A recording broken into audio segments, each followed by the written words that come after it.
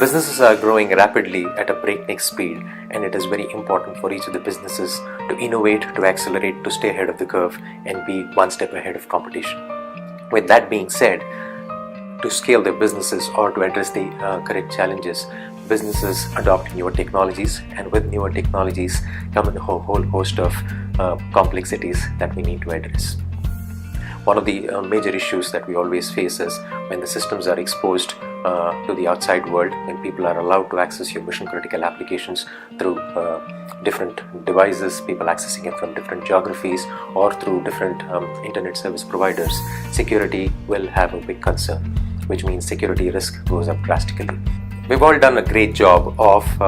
securing our perimeter, or the network security as it is called, but we need to ask ourselves, have we done a great job in securing our internal systems from the internal stakeholders that are accessing these mission critical applications day in and day out? Gartner in one of the report suggests that 80% of these security breaches happen through insider threats or insider attacks. Have we done enough to secure our systems from the insider threats? With identity being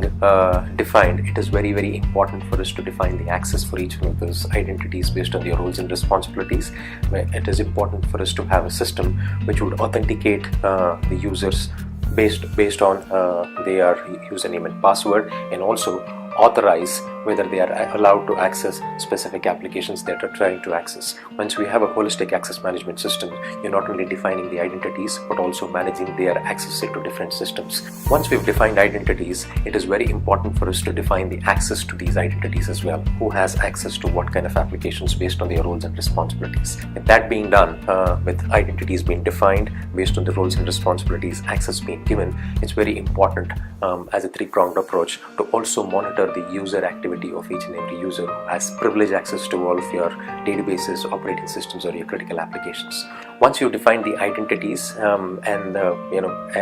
given the access based on their roles and responsibilities, it is very important for organizations also to monitor the user activity of the privileged users or the so-called super users who have a freeware access to pretty much all of your mission critical applications, as if there are any untoward activities that could be happening in the organization can be arrested right at the very outset. By ensuring that we have a three-pronged approach, managing the identities, defining the access, and also monitoring the user activity